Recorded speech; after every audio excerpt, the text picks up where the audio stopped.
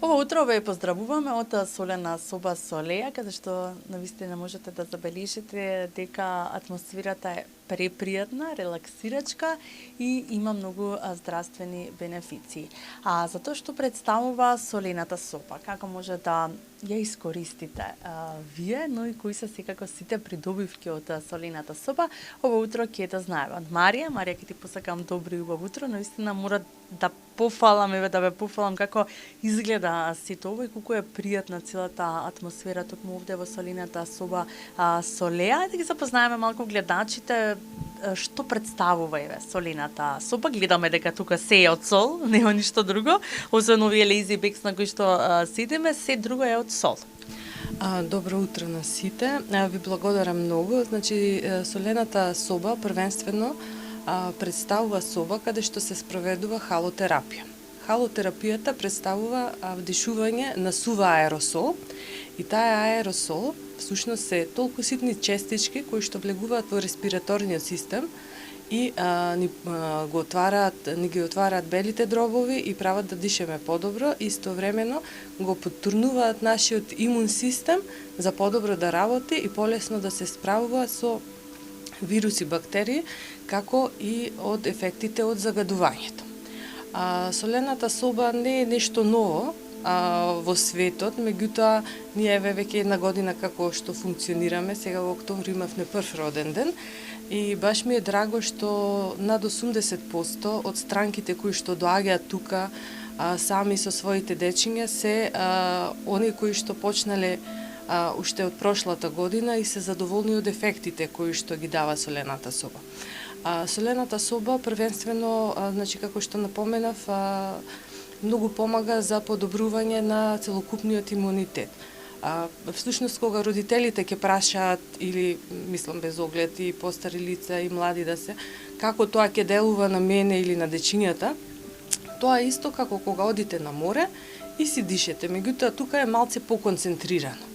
И таа концентрација помага да се избуткат сите оние работи од организмот кои што му прават некоја тежина и понекогаш помалку закочуваат, на некој начин да кажеме, меѓутоа самата аеросол, значи кога навлегува во дишните патишта, значи ги чисти, значи се исфрла шлајмот, сето тоа што е насобрано натаму од белите дробови, алвеолите, значи се чистат, се смирува воспалението и на тој начин се подобрува дишењето. Со самото тоа, значи веќе сме сите посилни на некој начин и поминуваме многу подобро.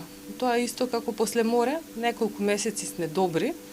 Сега нашиот проблем е што живееме тука, си имаме загадување со кое што секојдневно мора да се справуваме, тука е присутно, наоѓаме 1001 начин, меѓутоа солената соба е најблиското нешто до море што го имаме на овие простори.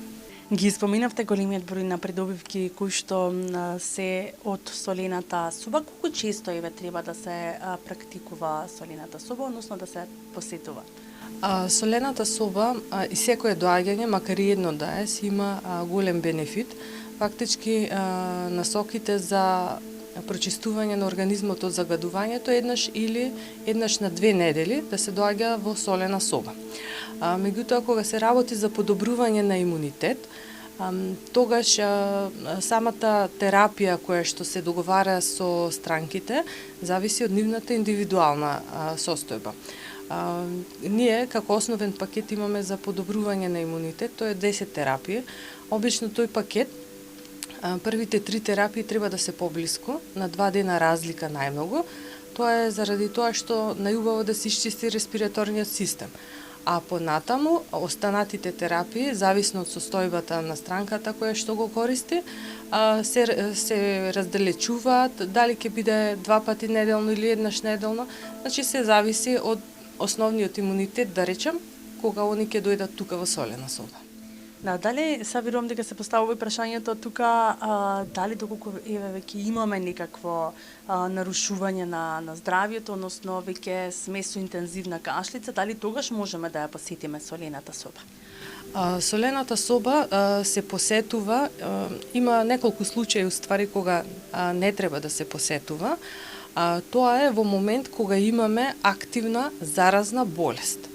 Што значи, ако имаме некоја потешка болест, например како туберкулоза која што е активна, тоа во никој случај не смее да се употребува заради тоа што и самата сол нагризува.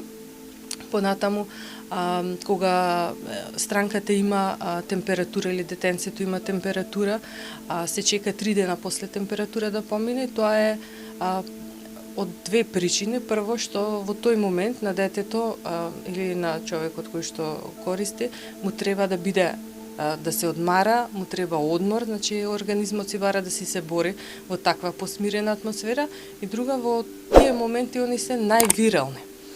Затоа ние секогаш напоменуваме на странките дека кога се доаѓа, значи да се нема температура. Понатаму, ако има отворени рани, тогаш задолжително е они да бидат смирени, затоа што ќе пецка, па се жалат, па така ми е необично. Или во моментот, ако некој има проблеми со потешки белодробни, да речеме, болести, во моментот ако се на хемотерапија и слично.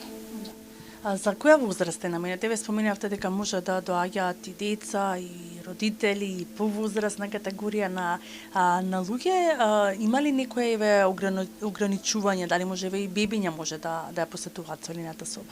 Во нашата солена соба ние сме со халогенератор, како што напоменав, со позголемена концентрација на сол може да присуствуваат и бебиња, значи да си ја користат.